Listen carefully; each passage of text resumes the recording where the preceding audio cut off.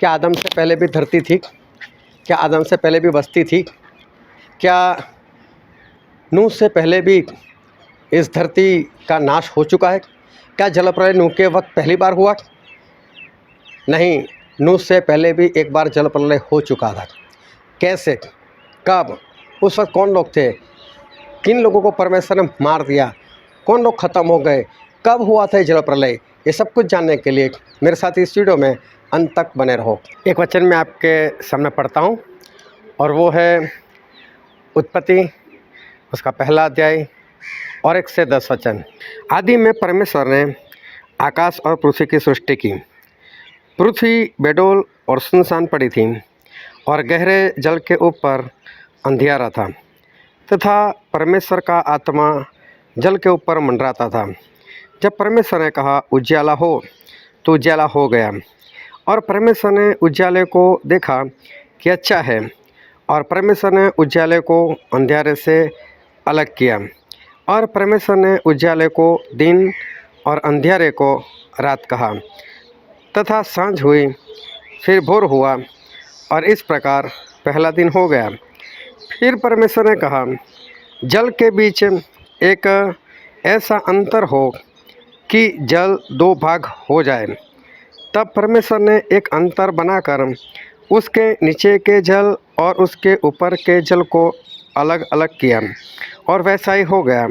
और परमेश्वर ने उस अंतर को आकाश कहा। तथा सांझ हुई, फिर भोर हुआ, इस प्रकार दूसरा दिन हो गया। फिर परमेश्वर ने कहा अब आकाश के नीचे का जल एक स्थान में इकट्ठा हो और सूखी भूमि दिखाई दे, और वैसा ही हो गया। परमेश्वर ने सूखी भूमि को पृथ्वी कहा तथा जो जल इकट्ठा हुआ उसको उसने समुद्र कहा। और परमेश्वर ने देखा कि अच्छा है।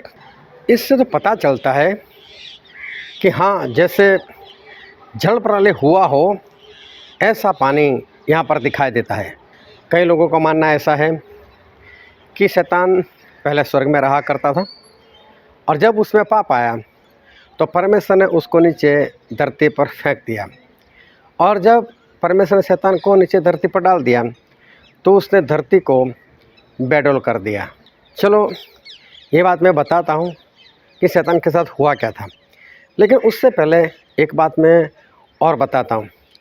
क्या धरती नीचे और स्वर्ग ऊपर है? चलो मान लेते हैं, लेकिन धरती और चांद, अभी देखो चांद तो ऊपर ही है, धरती नीचे है। अगर हमको चांद देखना हो तो हमें ऐसे आसमान में ऊपर देखना पड़ता है, तब हमको चांद दिखाई देता है। लेकिन समझ लो अगर आप चांद पर चले जाओ तो चांद से आपको धरती पर देखना हो तो धरती को कैसे देखोगे? क्या नीचे देखोगे तो धरती दिखाई देगी?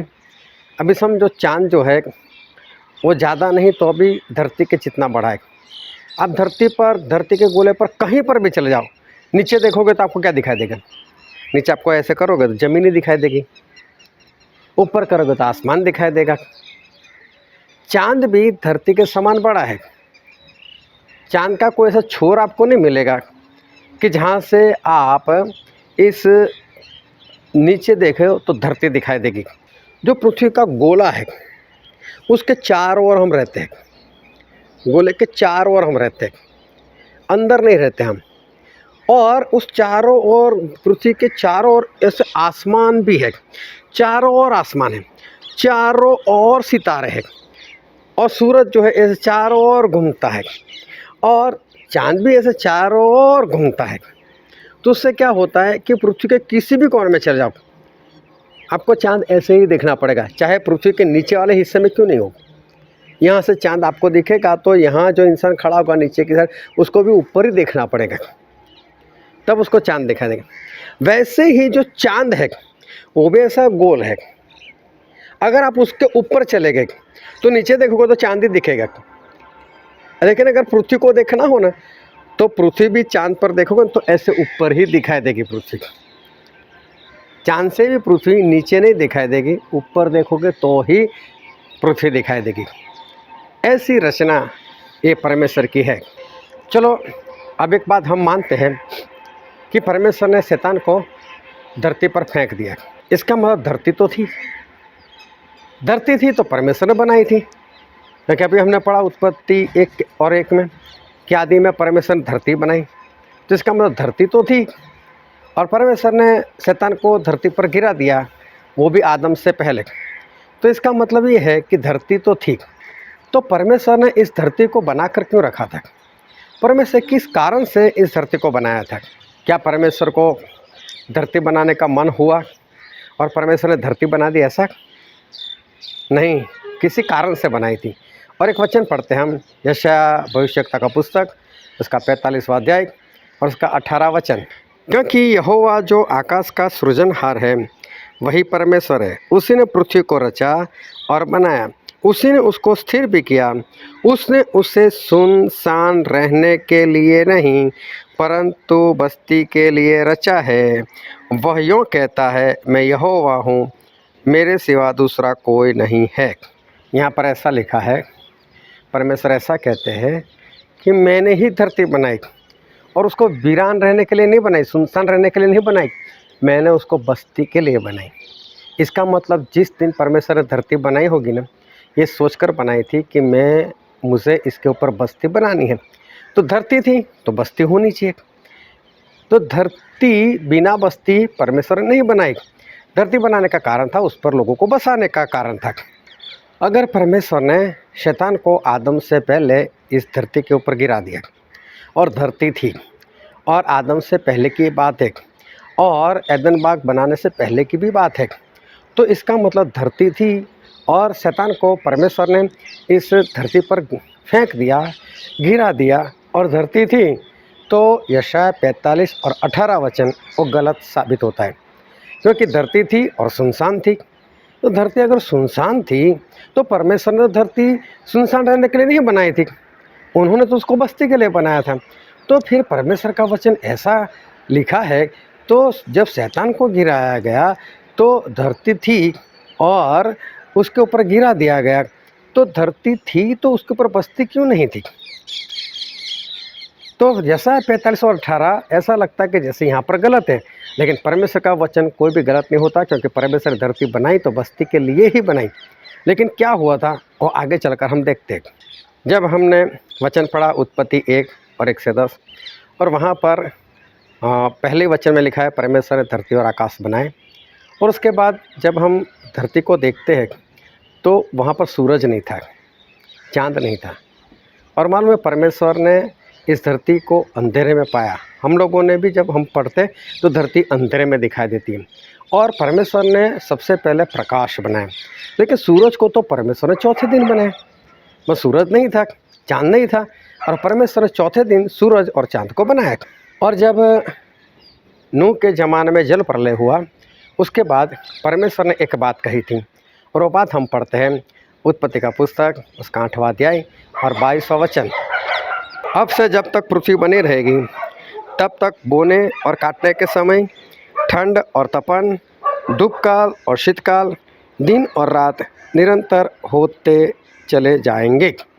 अब यहाँ पर जो लिखा है, तो यहाँ पर लिखने का मतलब ये है कि परमेश्वर ने जब जल प्रलय लाए, जल प्रलय के बाद जब सब कुछ सही हो गया, तो परमेश्वर ने ऐसा कहा कि अब जब तक धरती रहेगी तब तक सुबह शाम होती रहेगी।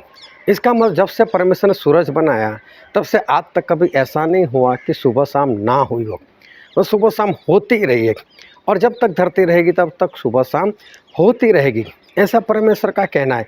तो जब से सूरज बनाया उसके बाद कभी भी इस धरती के ऊपर अंधेरा नहीं था। लेकिन उत्पत्ति 1 में जब हम पढ़ते हैं तब सूरज बनाने से पहले इस धरती पर अंधेरा था, और यिर्मयाह को एक दर्शन हुआ, और यिर्मयाह को जो दर्शन हुआ उसके बारे में हम देखते हैं। और यिर्मयाह भविष्यवक्ता का पुस्तक, उसका 4वां अध्याय और 23 से लेकर 26 वचन हम पढ़ते हैं। मैंने पृथ्वी पर देखा, वह सुनी और सुनसान पड़ी थी, और आकाश को देखा, उसमें कोई ज्योति नहीं थी।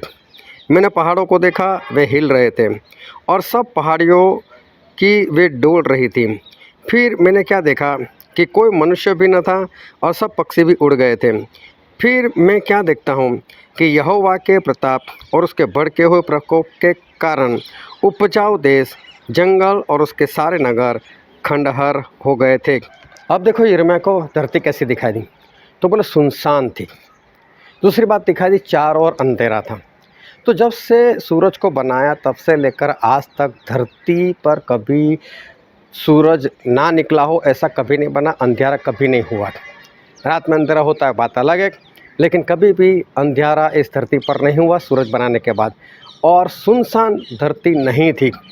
तो ये यिर्मयाह को कौन सी धरती का दर्शन होता है, क्योंकि सूरज बनाने के बाद कभी ऐसा हुआ नहीं, ना उसके बाद में आज तक कभी हुआ। तो यिर्मयाह को जो दर्शन हुआ किस बात का हुआ, कौन से दिन का हुआ? तो यिर्मयाह को जो दर्शन हुआ वो उत्पत्ति पहला अध्याय, और वहाँ पर जो धरती सुनसान थी उसके दूसरे वचन में अंधेरा छाया हुआ था, वही दर्शन इस यिर्मयाह को उस वक्त हुआ। और यिर्मयाह यहाँ पर स्पष्ट कह रहे हैं कि परमेश्वर ने धरती का नाश कर दिया था, उनके प्रकोप के कारण इस धरती का नाश हो गया था। अब हम फिर से उत्पत्ति 1 और 1 से 10 क्या कहना चाहता है वो हम देखते हैं। देखो पृथ्वी पर पानी कितना था, जब उत्पत्ति 1 और 1 से 10 पढ़ते हैं तो धरती पर पानी कितना था, धरती पर पानी बहुत था। और परमेश्वर ने क्या किया, उस पानी के बीच में एक अंतर बनाया, और पानी में अंतर बनाकर उसे आकाश कहा। इसका मतलब जो आकाश हमको दिखाई देता है ना, वहाँ तक तो पानी था ही था, उसके ऊपर भी इतना पानी, क्योंकि पानी के बीच में, पानी का जो लेवल होता है ना उसके बीच में परमेश्वर ने अंतर बनाया, और उस अंतर को आकाश कहा। तो आकाश जो हमको दिखाई देता है ना, वहाँ तक तो सिर्फ आधा पानी था, उसके ऊपर भी उतना ही पानी था। उत्पत्ति 1 और 1 से 10 जब पढ़ते हैं, ध्यान से बार बार पढ़ते रहो तो आपको ये बात समझ में आएगी। उसके बाद जब आकाश बन गया तब परमेश्वर ने ऐसा कहा, दूसरे दिन के बाद तीसरे दिन परमेश्वर ने कहा कि जो आकाश के नीचे पानी है वो एक जगह पर इकट्ठा हो जाए, और उस पानी को परमेश्वर ने समुद्र कहा।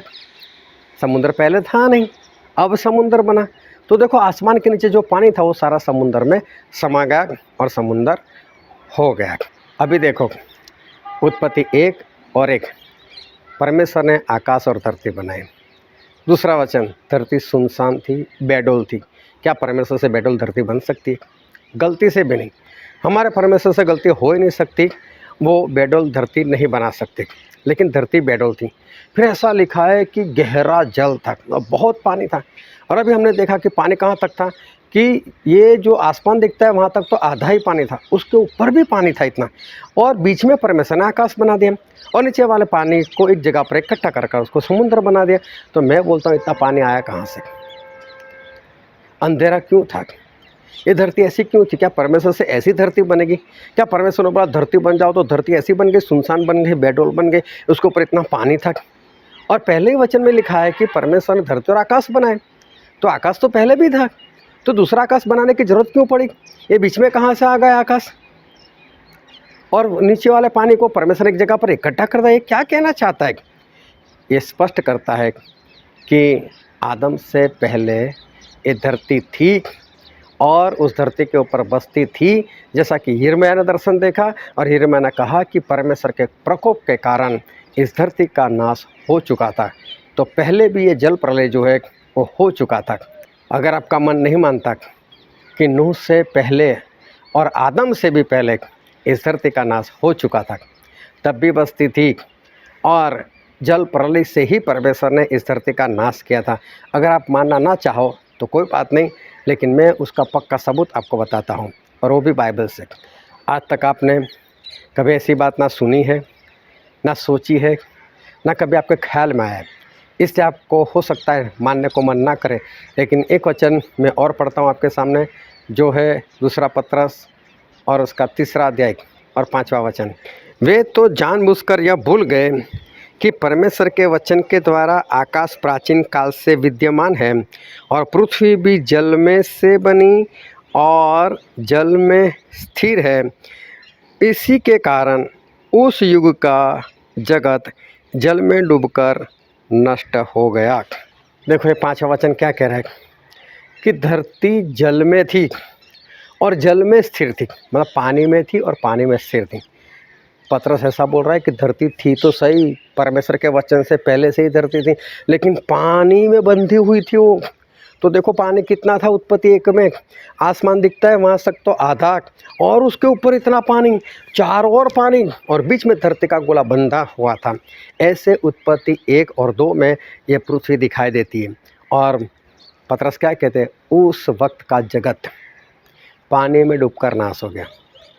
अब आप समझोगे तो नूह की बात कर रहे हैं, नूह की बात नहीं कर रहे। नूह के वक्त पूरा जगत नाश नहीं हुआ। नूह के वक्त 8 इंसान बचाए गए, सारे पशु पंछी का एक एक जोड़ा बचाया गया, जगत का नाश नहीं हुआ। पूरी धरती नाश नहीं हुई थी, इतने लोग बचाए गए थे। लेकिन जब पतरस कहते हैं कि पूरा जगत, मतलब कोई भी नहीं बचा, यहाँ तक कि उस वक्त जो ऊपर आसमान में सितारे वगैरह जो कुछ होगा वो सब कुछ भी नाश हो गया, कुछ भी नहीं बचा, पूरा जगत नाश हो गया, ऐसा पतरस यहाँ पर कहना चाहते हैं। तो ये भी उसी की ओर इशारा कर रहा है जो उत्पत्ति 1 और 1 से 10 हमने पढ़ा, उस ज़माने की बात करें कि वहाँ पर जल प्रलय हुआ था और धरती का पूरा नाश हो चुका था। चलो अब भी आपका मन नहीं मान रहा, अब भी आपको ऐसा लगता है नहीं कुछ गलत है, तो एक वचन में और आपके सामने पढ़ता हूँ, जो है इब्रानी उसका पहला अध्याय और उसका पहला 2 वचन 1 और 2। पूर्व युग में परमेश्वर ने बाप दादों से थोड़ा थोड़ा करके और भांति भांति से भविष्यवक्ताओं के द्वारा बातें कर इन अंतिम दिनों में हमसे पुत्र के द्वारा बातें की, जिसे उसने सारी वस्तुओं का वारिस ठहराया और उसी के द्वारा उसने सारी सृष्टि की रचना की है। अभी यहाँ पर जो लिखा है सृष्टि की रचना की, लेकिन सही शब्द सृष्टि नहीं है, सही शब्द है जगतों को उत्पन्न किया। अगर आप इंग्लिश भाषा जानते हो तो यही वचन इंग्लिश में पढ़ो।